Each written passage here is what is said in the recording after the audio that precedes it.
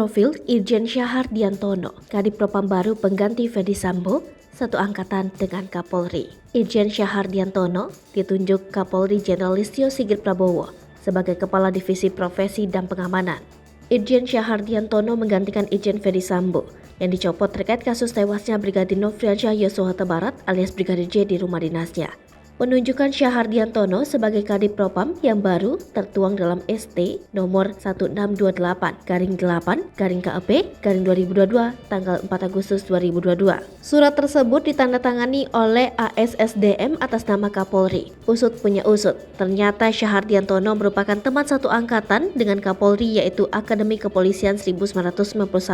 Fakta lain terkait Syahardiantono adalah pernah menangani kasus pelanggaran terhadap budidaya dan ekspor benih lobster pada 2020. Inilah profil Irjen Syahardiantono yang kini menjabat sebagai Kadif Propam, dirangkum tribunnews.com dari berbagai sumber.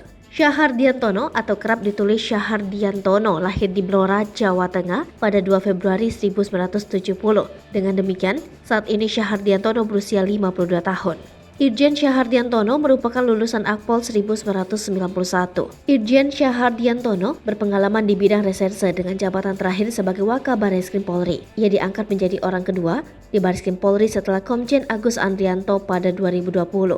Pada 2010, Syahardiantono mengemban tugas sebagai Kapolres Pasuruan dan setahun setelahnya menjadi Wadireskrim Suspolda Jatim. Kemudian pada 2012, ia menjabat sebagai Kasubdit 6 di Tipideksus Barreskrim Polri dan Direskrim Suspolda Kepri 2014. Pada 2018, Syahardiantono bertugas sebagai Kabak Penum Div Humas Polri dan pada 2019 menjabat sebagai Karo PID Div Humas Polri.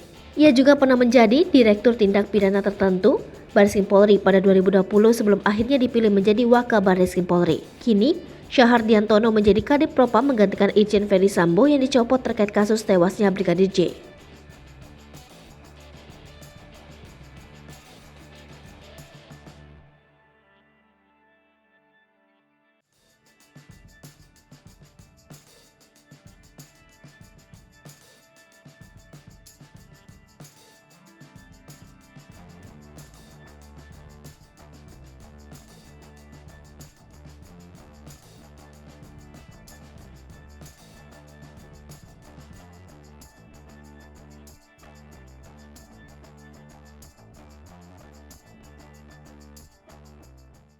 Hai pemirsa Sri Popo TV, jangan lupa komen, like, dan subscribe, serta tonton terus berita-berita terupdate lainnya ya.